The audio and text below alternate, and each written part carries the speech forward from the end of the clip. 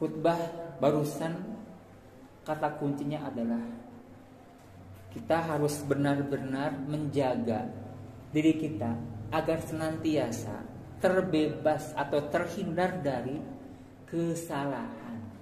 Ingat, kesalahan bukan dosa. Karena dosa mah sudah pasti harus dihindari.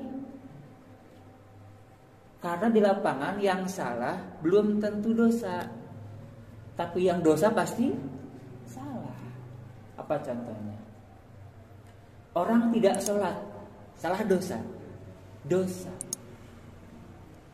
Orang datang telat, sholatnya salah dosa, salah. Orang tidak sholat, dosa. Ya salah, ya dosa. Tapi orang sholatnya ditelat-telat, itu enggak dosa, tapi salah. Nah, kita umat Islam itu harus menjaga diri kita agar terhindar dari kesalahan, apalagi dari dosa. Kenapa? Karena salah dan dosa ini adalah dua hal yang akan merusak ketenangan hidup. Selama orang berbuat salah, selama orang berbuat dosa, maka orang akan hilang ketenangan hidupnya. Contoh kecil saja. Misalnya kalau ada seorang karyawan melanggar aturan di kantor, nyaman gak? Gak. Selama duduk dari mulai masuk kerja sampai pulang kerja, kalau melanggar aturan atau bahkan culas dan seterusnya, maka itu gak akan pernah tenang. Karena ada kesalahan. Pada efeknya, seandainya kesalahan ini, dosa ini kemudian terangkat ke publik, ke permukaan, maka dia akan kena dampak. Apa dampaknya? SP. Di SP tergantung jenis salahnya. Kalau berat mungkin langsung SP3 gitu kan. Allah pun demikian. Sok sanaos tentu dosa, salat mah kedah dienggal-enggal, tong diengke-engke gitu. Sok sanaos hukumna teu wajib. Salat mah utamakan di masjid, walaupun di rumah tidak menjadi hal yang berdosa, tidak.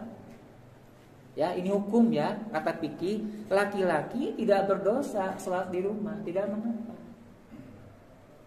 Tapi itu sebuah kesalahan, karena keutamaannya adalah di masjid dan berjamaah.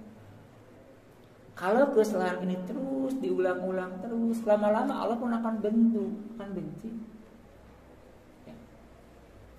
Lama-lama Allah pun akan benci. Ketika Allah benci, coba, misalnya ada si A nih, orang kaya, ya, dia teh orang dermawan, bageur jami teh nu beunghar teh, sedekah, ngasih infak, masyarakat terlayani gitu dengan sedekah.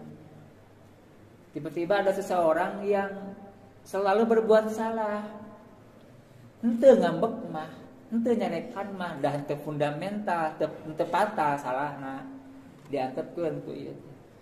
Tapi kira-kira ketika suatu saat orang ini sangat butuh bantuan dan minta secara 2 mata atau 4 mata, kira-kira simpati orang ini kepada yang tadi bagaimana?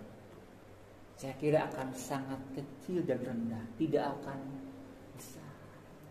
Ketika simpatinya kecil karena dia orang yang terus berbuat salah, efeknya yang gak akan dikasih. Allah pun demikian. Ada salah seorang ulama bilang gini, jangan salahkan ketika Allah belum juga mengijabah doa kita. Seandainya kita masih menunda-nunda perintahnya. Jangan salahkan ketika Allah belum meng-ACC permintaan, keinginan, harapan kita. Ketika kita masih menunda-nunda ketaatan kepada. Artinya ada feedback, ada timbal balik. Kalau Allah ingin segera mengijabah apa yang kita inginkan, maka segera penuhi apa yang Allah minta. Wa idza sa'alaka 'ibadi 'anni fa inni qarib ujibu da'watad da'i idza da'ani falyastajibu li wa yu'minu. Muhammad, seandainya ada yang bertanya kepadamu tentang aku, ucapkan, jawab, aku ini sangat dekat, qaribun bukan qaribun, ya.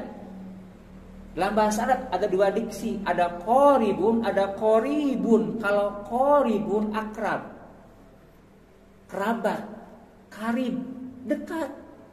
Qaribun karib, dekat. Tapi kalau qaribun sangat dekat gitu. Dan aku akan mengijabah setiap doa hamba-hambaku. Maka kalau ingin diijabah, falyastajibuli, penuhi dulu perintahku. Penuhi apa yang aku perintahkan. Wal yu'minu bi, dan beriman padaku. Artinya ada feedback. Nah, itu. Mudah-mudahan kita adalah hamba Allah yang bisa ya, merawat diri kita agar senantiasa berada dalam jalan yang benar, bukan dalam jalan yang salah apalagi dosa, sehingga kita mendapatkan sakinah atau ketenangan. Pada akhirnya sakinah ini membawa kita kepada jannah atau surga Allah Subhanahu wa taala. Demikian yang dapat saya sampaikan. Doa Rabbana afik alaina sabra wa tsabbit aqdamana wa nasurna 'alal qawmil kafirin.